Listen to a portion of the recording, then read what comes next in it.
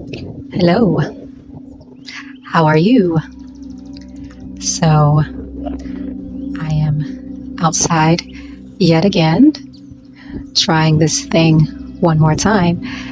I decided to use my headphones to see if the sound is better this way, and I did a little test, and sounds muy bueno to me. So, how are you? I hope everyone is well.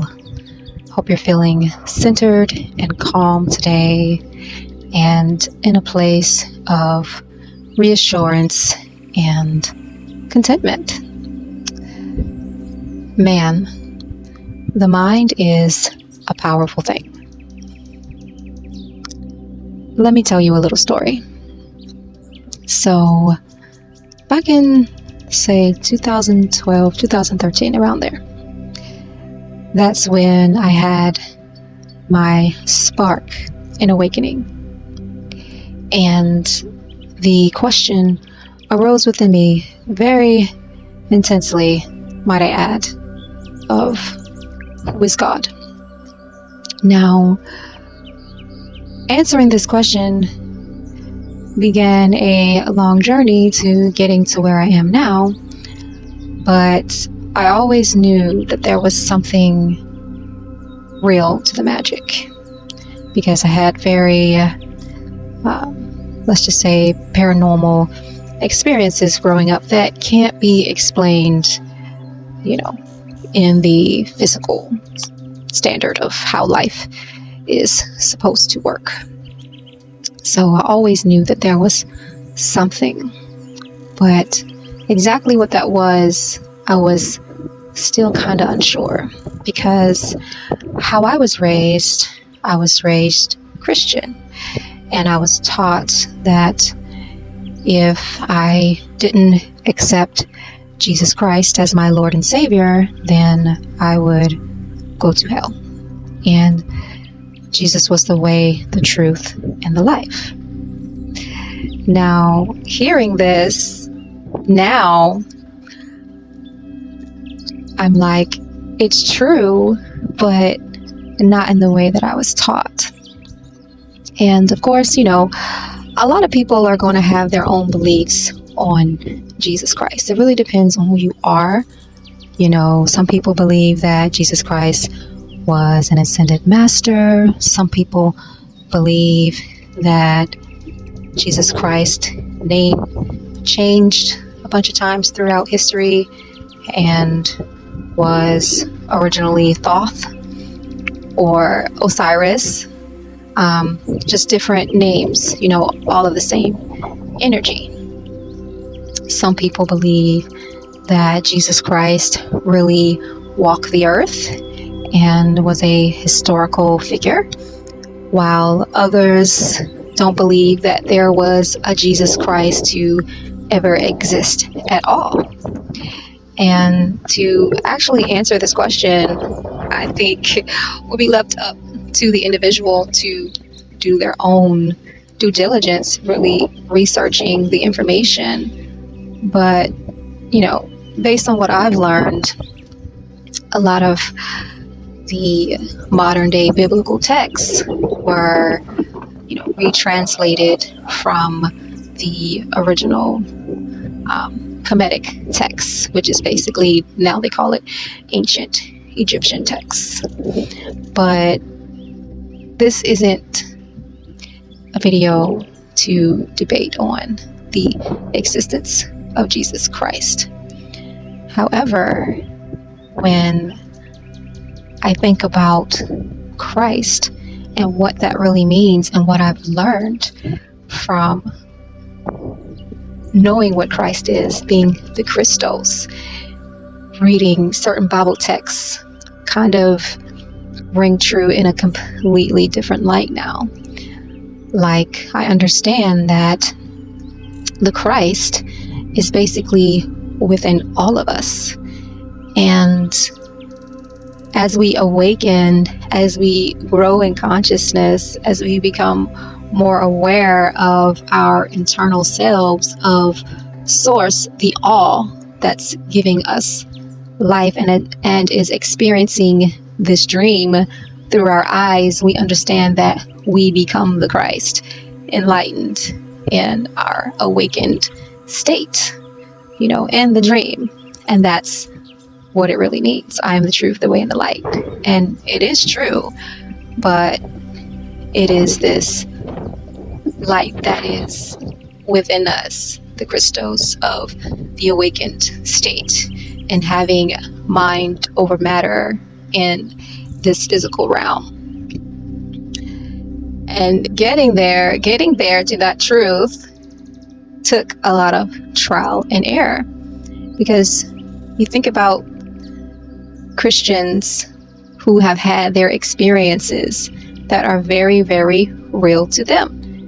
Me as well. As a Christian, I had these experiences that were very, very real. Now, let's go back. So when I had this question, who is God, I started searching. So I knew I didn't want to go back to like a traditional non-denominational church that I was raised in. I knew I didn't like those type of vibes. So I went to a Hebrew church, and I would read my Bible every day. I started speaking in tongues, and I would just basically consume this information, still believing in Jesus Christ and, having to be saved, and thus also believing in the concept of heaven and hell and demons and a lot of heavy, dark things, and it became very real. I began to receive visions, again, speaking in tongues, and also it began to manifest, these real demons, and they would literally come in my room at night, and I could feel it. It's like very claircognizant, very clairsentient. So I know things, I can feel things even when, the average person, or you can't see it physically, like I know it's there. And when something feels good or not. And in that moment, I'm like, calling on Jesus.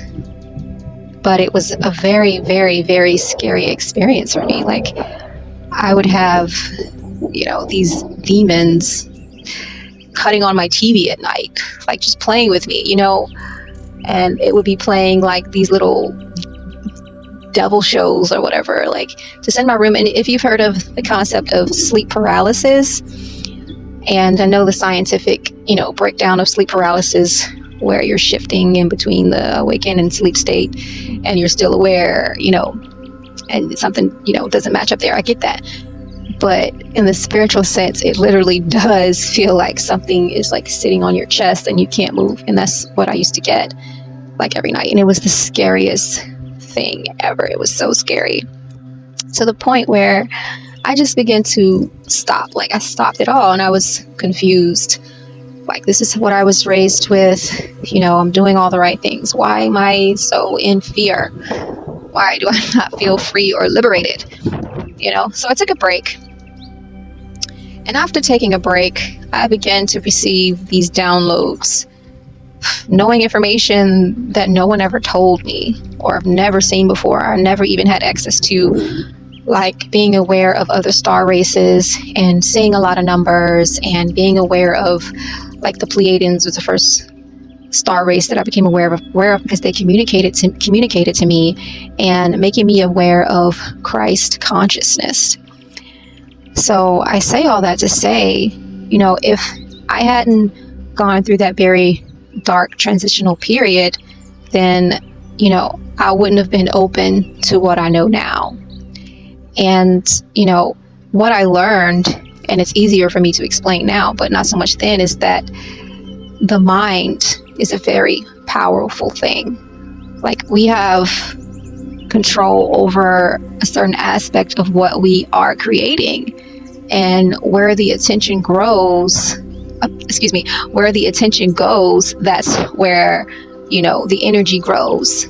The truth is, heaven and hell is a state of mind, and it can be very real for you if you believe in it, because so the man thinketh, so is he. You can experience a very real like heaven on earth, or a very real like hell on earth. I think that's why, a lot of people, they have near-death experiences, and the stories will differ across the board based on what their subconscious believes, what they're thinking about. Obviously, you do eventually get to the truth of who you are, but what you believe becomes your direct experience. So I basically was creating all of this within my reality based on my belief system, and actually externalizing this sense of power. If you did do some deeper research on, the Bible and all of those things like that, like a lot of the times when it's referring to this God, it speaks about, it's not even talking about source or the all. It's literally talking about, and I don't know what people will hear stories about Inky and Enlil and things like that, and I'm sure there are a lot of people out there who know a lot more about this than I do. But I say that to say it's like when you're actually worshiping this God, you're not worshiping the all, and you're not worshiping like a being that's for all good. Because if you think about some of the stories, it's like, killing all these people, and doing all these really evil acts. You think about the characteristics of source, there is no way that source would be doing all of that. So this can't even be the all. You know what I mean? If you put a lot of logic to a lot of things that we've been taught, you'll come out and it's like, well, that actually really doesn't make sense. But I think cognitive dissonance plays a huge role in that realm, because it's like, I don't even want to dare question anything, because it's going to send me out of whack and down a huge rabbit hole I'm not even sure if I'm ready to go down, because of the things that we've been taught. So, sometimes waking up from that can be, very intense, and maybe even sometimes traumatizing in itself, depending on your personal experience. But, everything in life has duality to it. And what we thinking is good or bad is just how this realm works. It's the essence of life. It's the yin and yang. It's the balance of energy. And I'm definitely not saying that there aren't, bad people out there, because there is. But there's also good people out there.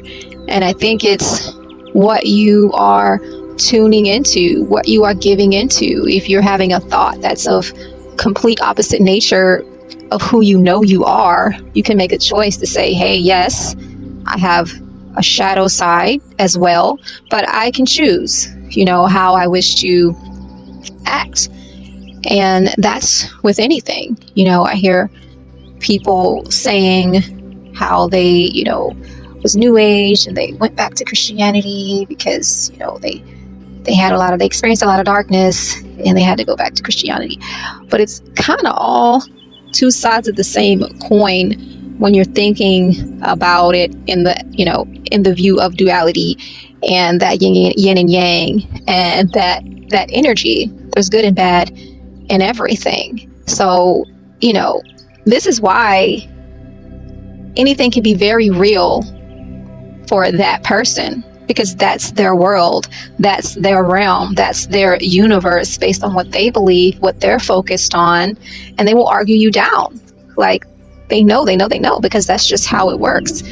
And, coming out of it, you can look at it from a huge scope and say, okay, this is a game, this is a dream. We're all having different experiences. So your truth could be different from my truth, even though you would say there is only one truth, which, yes, we're all waking up to this one truth of source, having this dream, experiencing itself in the many different selves, which is the one truth. So that's what I learned from being a Christian, that I have this power and it's not outside of me. I think about it, being a Christian for so long, we tend to pray. And I'm not saying prayer is a bad thing, but who are we praying to? You know what I mean? And are we giving away our free will and our power to co-create, in a sense, with the universe and take responsibility for our lives. So we are sovereign beings, and we get to choose the freedom not to be attached to any dogmatic, practices or whatever. We have the choice to be free to say that this Christos is within me, and I have this God essence, all source within me that is leading and guiding me every step of the way to my enlightened, awakened point. Thus, I do set myself free, Thus, I am saved because I know who I am. So I just wanted to talk a little bit about this day today. And I know it's a concept that can be kind of confusing here and there, but I would love to hear your thoughts on where you are with your perception on how you're viewing this reality and where you are and what you've come to awaken to and learn in your life. But I hope all is well, and I'm sending you so much love. Until next time, my friends, always, always take care of you.